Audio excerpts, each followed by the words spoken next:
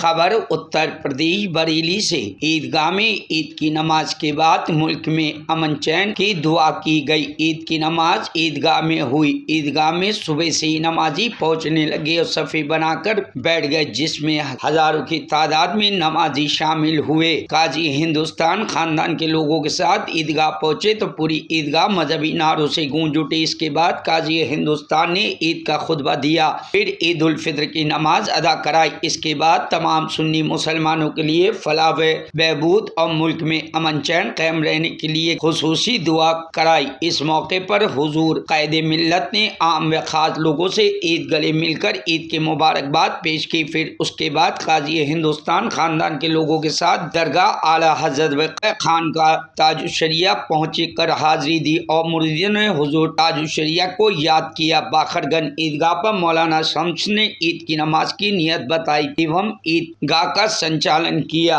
सलमान मियां ने गले मिले देश भर के लोगों को ईद की मुबारकबाद दी और मुल्क के लिए दुआ की और उन्होंने गरीबों की मदद करने का भी आह्वान किया और लोगों से कहा रमजान शरीफ हमारे बीच से रुखसत हो गया। लोगों से अपील की कि जिस तरह से मुसलमान रमजान में इबादत करते थे इसी तरह से 5 वक्त की नमाजों की पाबंदी करें। ईदगाह में जमात रजा मुस्तफ़ा के राष्ट्रीय महासचिव फरहान हसन खान ने देश भर के लोगों को ईद की मुबारकबाद पेश की। ईदगाह में मौजूद लोगों से ईद मिली और इसके साथ ही देशवासियों से अपील की कि आपस में मिलजुल कर रहें, आपस में भाईचारा कायम रखें, यही हमारे मुल्क की रिवायत भी रही है। इस मौके पर कोर कमेटी के जमात रजा मुस्तफ़ा के पदाधिकारी डॉक्टर मेहंदी हसन, मोइन खान, हाफिज इकराम शमीम ने ईद की मुबारकबाद पेश की और प्रशासन का शुक्रिया अदा किया। इस मौके पर समरान खान साहिब चिश्ती, असलम खान, सोहेल खान, दन्नी अंसारी आदि लोग मौजूद रहे। काजी हिंदुस्तान मुफ्ती अहमद अज़्ज़त खान खातिरीन ईदगाह पहुंचने पर ईदगाह कमेटी में सैयद हबीब हुसैन, अशरफ अली, मेहताब अली, महबूब अली फूलों के हार पहनाकर स्वागत किया।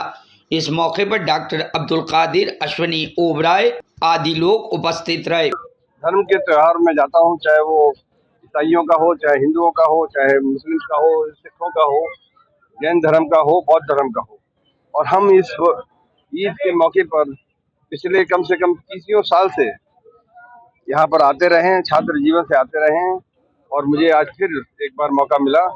मैं उसमें आने में बहुत खुश हूँ और साथ ही साथ मुबारकबाद देना चाहता हूँ। ईद की मुबारकबाद देना चाहता हूँ आवाम को, नौजवानों को, किसानों को, सबको, पूरे देशवासियों को। ईद एक बहुत ही मुबारक त्यौहार है, एक बहुत मुबारक मौका है और इस मौके पे हम अमन चैन और सब आवाम की तरक्की की बात करें, खुशहाली की बात करें, ना कि झगड़े और हुड़दंग मचाने की बात करें।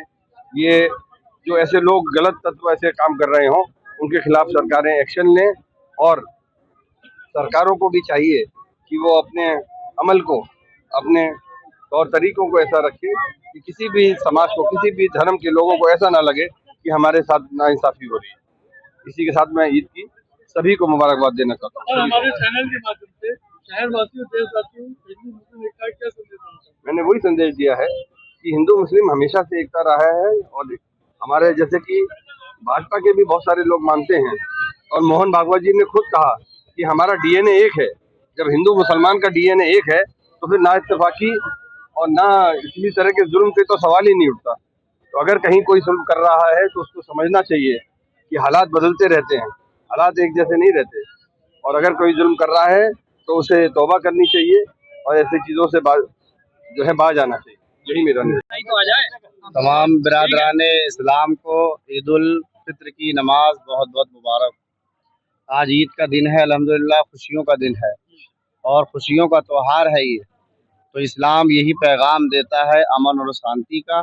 अल्हम्दुलिल्लाह ईदगाह में कायदे अहले सुन्नत हज़रत अल्लामा मौलाना मुफ्ती अज़्ज़त रज़ा खां साहब ने नमाज अदा कराई और बड़े सुकून और शांति के साथ नमाज अदा हुई।